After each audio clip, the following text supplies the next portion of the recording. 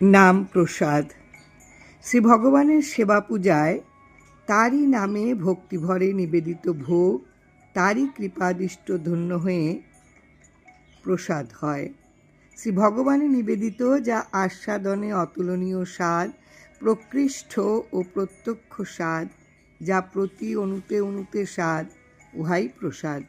প্রসাদের কেন এত স্বাদ?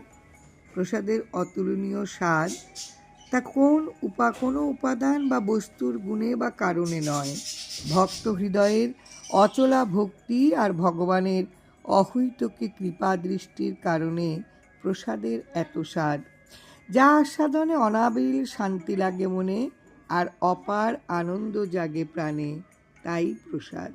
এছাড়াও প্রসাদ শব্দে করুণা, দয়া, অনুগ্রহ বা কৃপাও বোঝায়।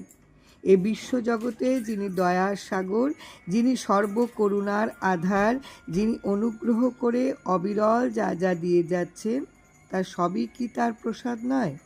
একথা সত্য। এ মহাবিশ্বে শ্রী ভগবানই একমাত্র করুণার সাগর, তিনি পরম দয়াল, তিনি কেবলমাত্র দয়া বিতরণকারী আর সকলেই তার করুণা ভিখারি। সে পরম দয়াল অনুগ্রহ করে জীব ও জগতের কল্যাণে অনন্তকাল হতে অবিরল যা কিছু সৃজন করেছেন তা সবই তার প্রসাদ। তৎপ্রসাদ জনার্দন, তাই বলা হয় জয় রাম জয় রাম।